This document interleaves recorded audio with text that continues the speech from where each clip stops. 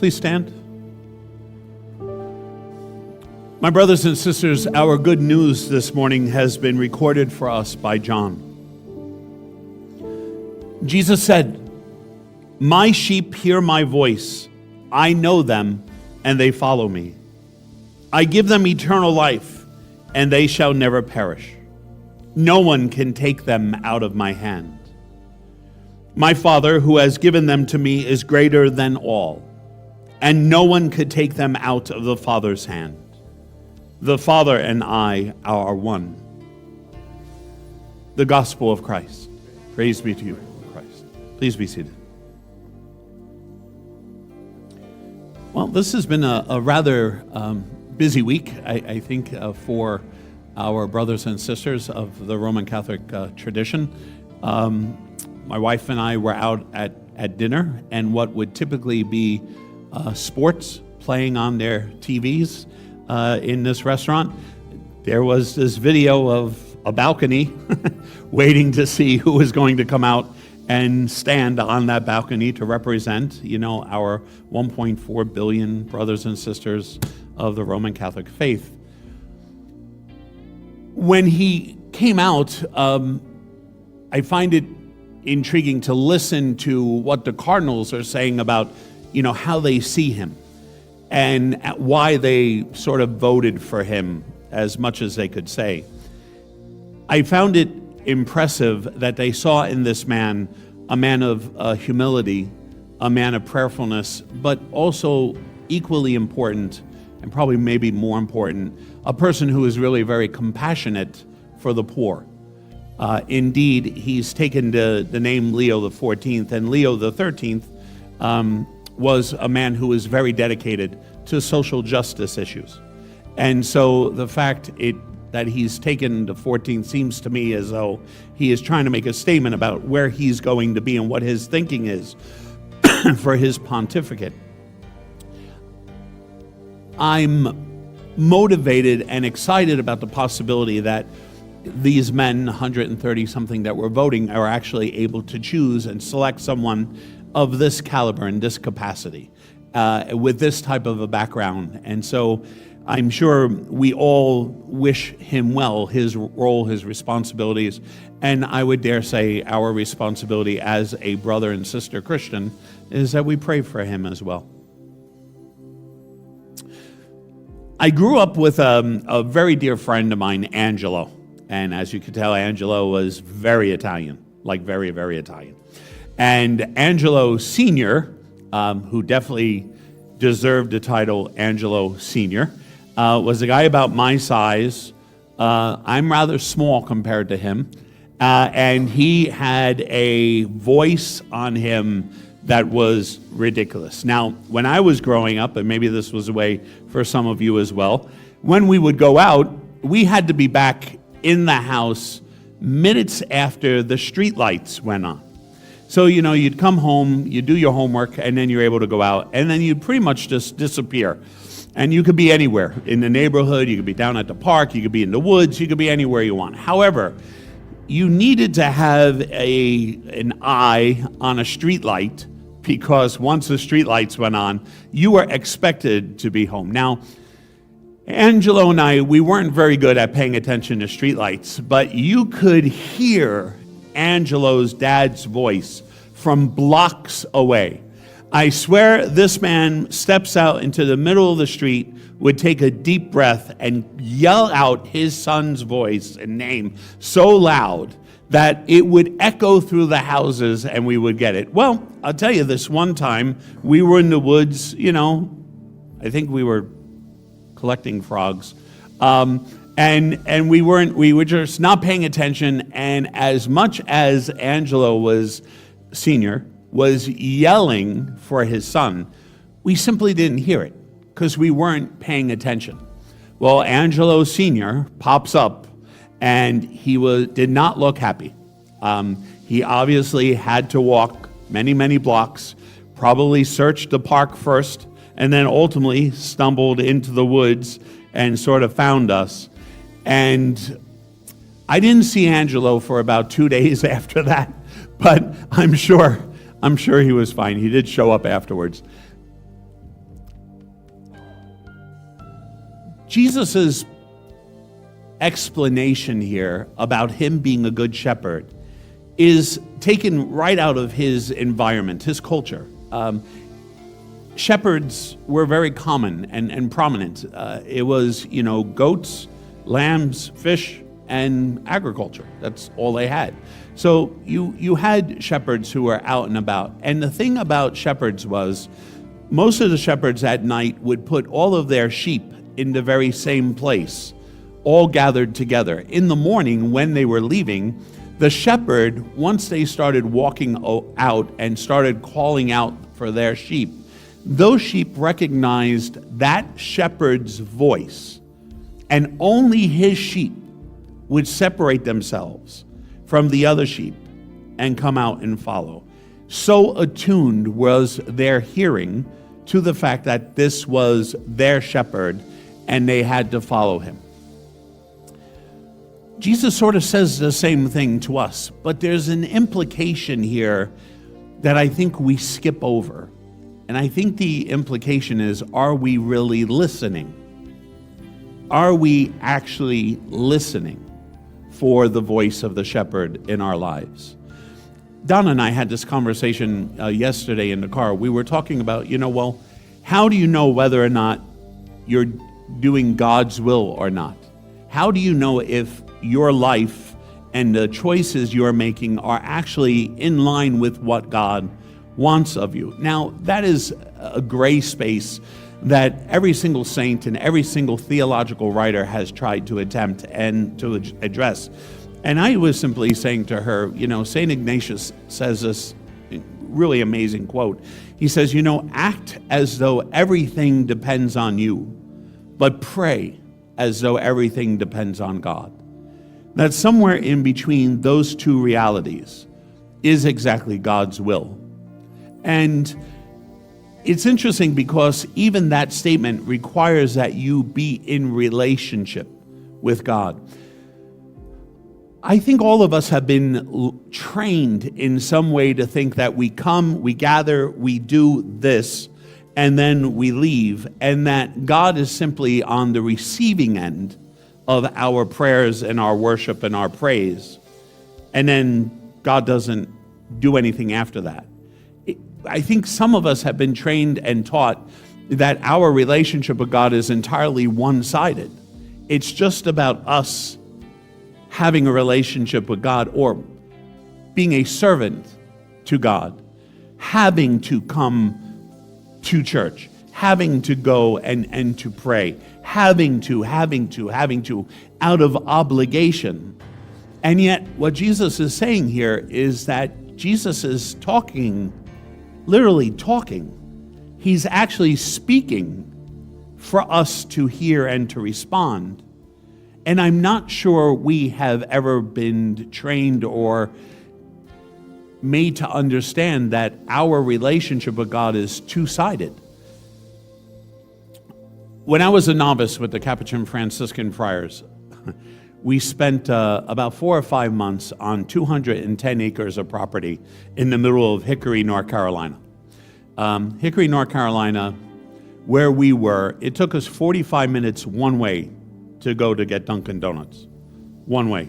Now, the good thing about signing up to go to get Dunkin' Donuts is that you had a 45-minute ride back, and you could really get through a lot of donuts before you got back, But, look, it was understood, right? I mean, you had to take that long ride, and it was terrible. But my point was that part of our novitiate experience, which nobody generally has this type of opportunity, we were actually isolated in a small house in the middle of a piece of property, and that is where we sat, 6 of us in community.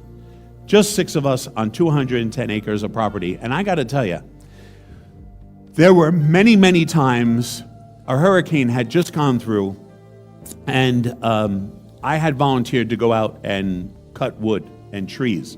Now, very entertaining for those of you who know me, to be going out and doing that. Me running an electric saw is comical, to say the very least. However, God and I had a lot of very interesting conversations out there, because I kept asking God, what am I doing out here in the middle of all this?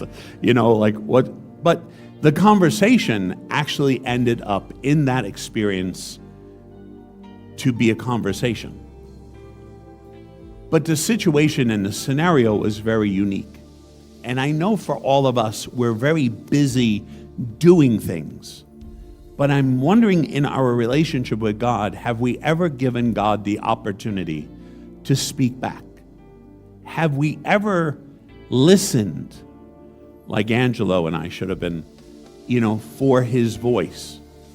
Are we actually trying to pay attention? Do we actually think that God is interested enough in us that God would actually act and speak to our hearts? I mean, is there that opportunity?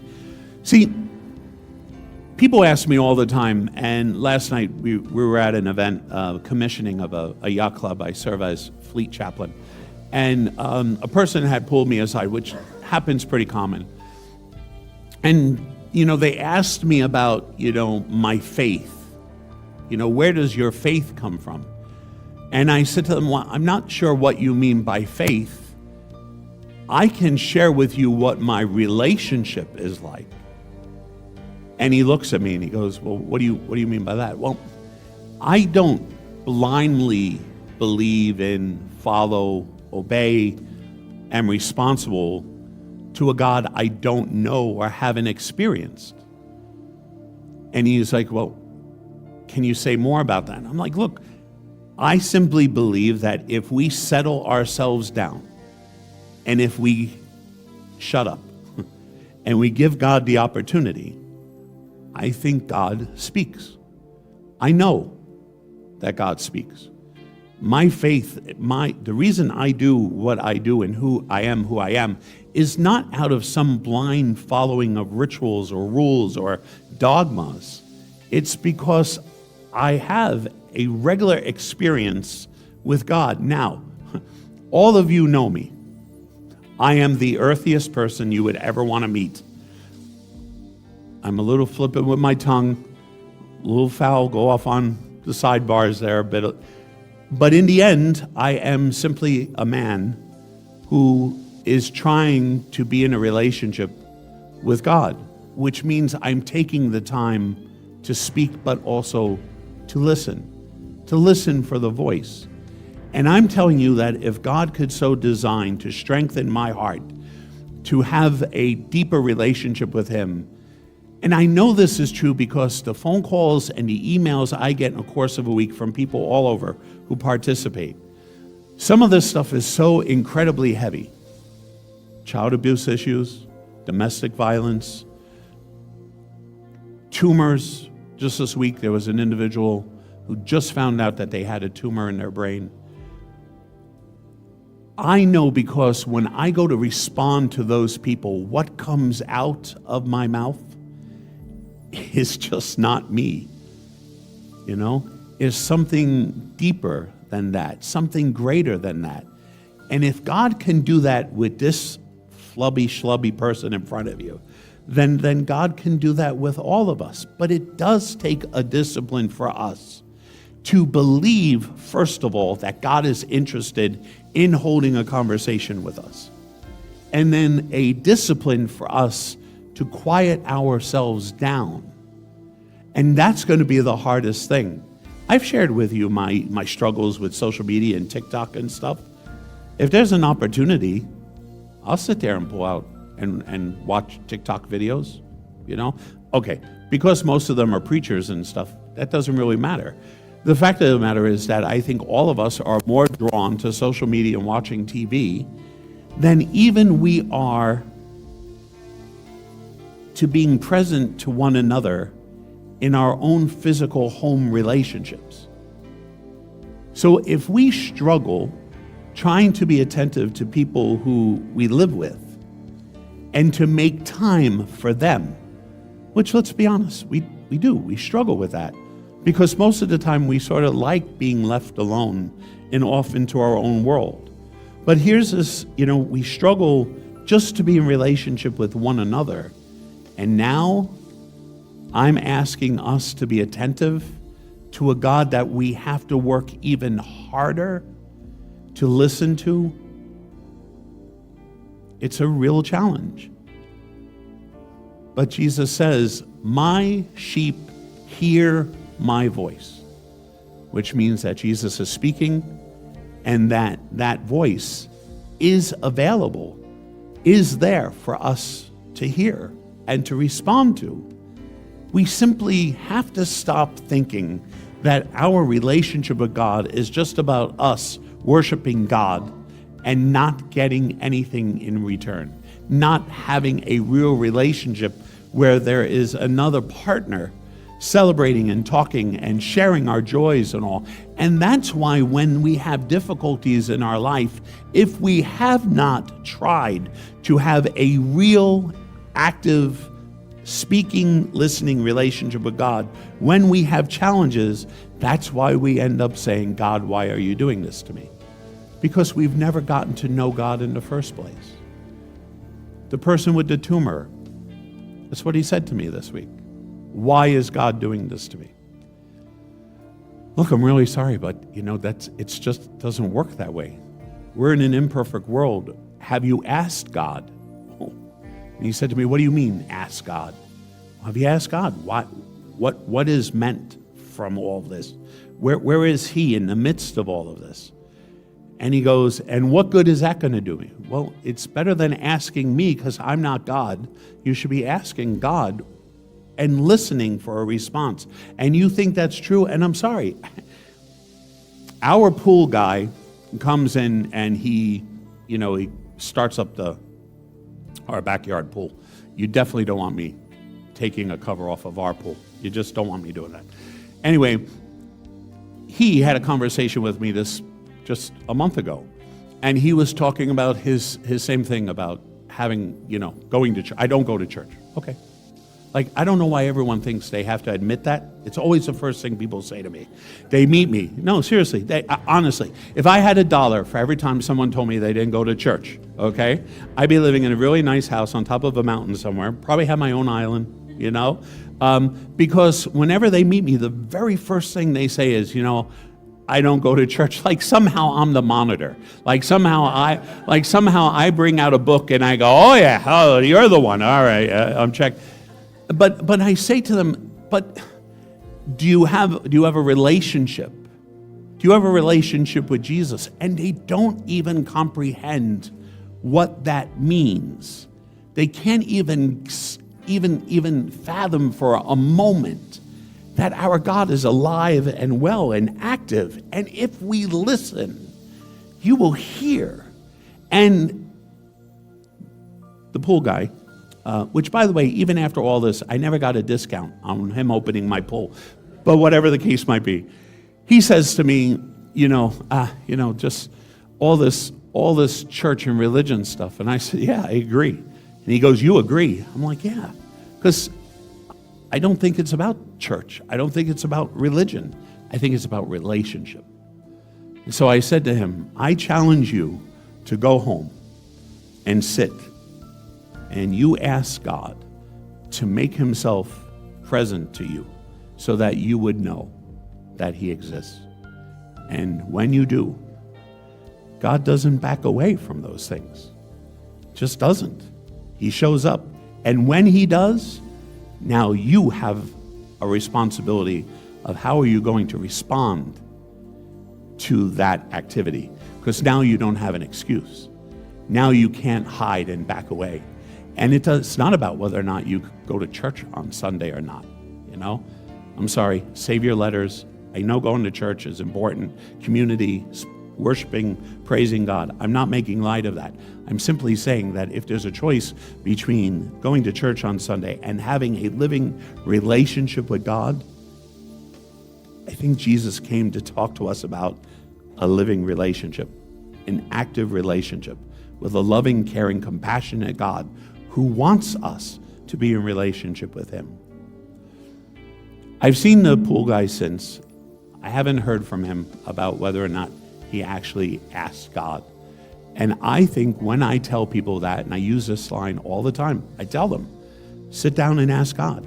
The man with the tumor, sit and ask God. I think people are afraid. I think they're afraid because I think they think that God is going to push back and come out with all the things they've done wrong, including, why don't you go to church on Sunday? And I just don't think that's what God's going to say. I know that that's not what God's going to say. Do we have enough faith to believe that Jesus is an active, living, resurrected presence in our lives, who is constantly speaking and calling us out? Do we dare this week have the courage to listen for that voice? God bless you.